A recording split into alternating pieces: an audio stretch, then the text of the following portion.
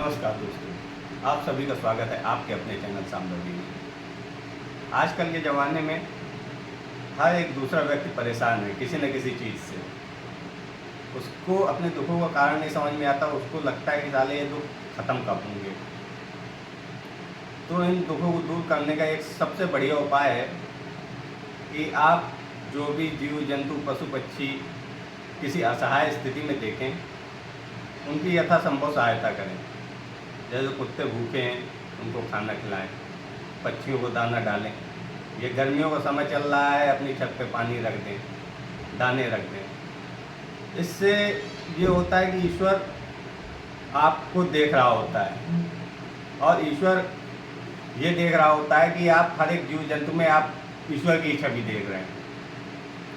तो ईश्वर आपसे प्रसन्न होते हैं, क्योंकि हर एक जीव के अंदर, हर एक प्राणी के अंदर है तो छवि उन्हीं की। दोस्तों, मैं आपको एक बहुत पुराना किस्सा सुनाता हूँ।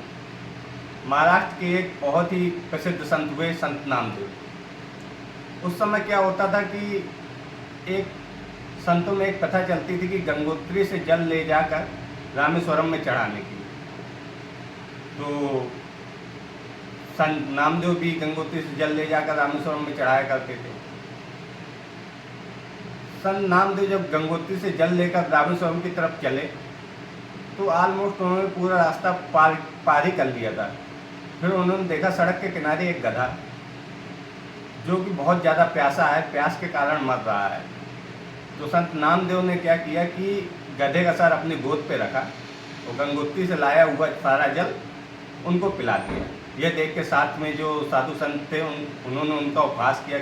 कहते हैं कि यार, इतनी दूर से तुम जल लेके आए ईश्वर के लिए, तुमने गधे को पिला दिया, जबकि कुछ ही दूरी पे तो रामेश्वरम है। तो संत नामदेव कुछ नहीं बोले, केवल थोड़ा सा मुस्कुरा दिया।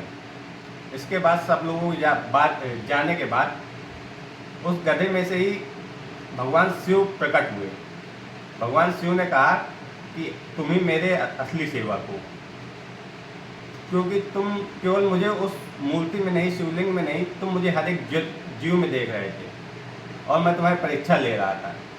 ऐसे थे हमारे प्रसिद्ध संत नामदेव। इसी कारण से आपको ये समझना चाहिए कि कोई भी जीव जंतु, कुत्ता, पक्षी, गधा, कैसा भी जीव जंतु यदि भूखा है, प्यासा है, या किसी आप कोई कुछ उसकी सहायता कर सकते हैं किसी भी तरीके से, वो आप कर सकते हैं। जैसे मछलियों को आप आटा चुगा सकते हैं, कुत्तों को आप खाना खिला सकते हैं, पक्षियों के लिए आप दाने रख सकते हैं, पानी रख सकते हैं।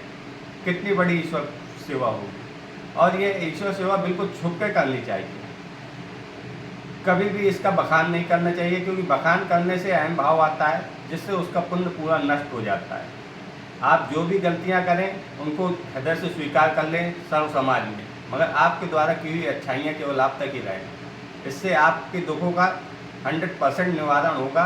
कृपया ये करके देखें, फिर यदि कुछ नहीं होता तो फिर बताएं, क्योंकि ऐसा कभी नहीं हुआ कि आपने किसी दूसरे की सेवा की हो, उसके बदले देखो, हमारे आपके अकाउंटिंग में हमेशा गलती हो सकती है, मगर भगवान के अकाउंटिंग में कभी गलती नहीं होती है। एक कर्म, उसका प्लस माइनस हो गया।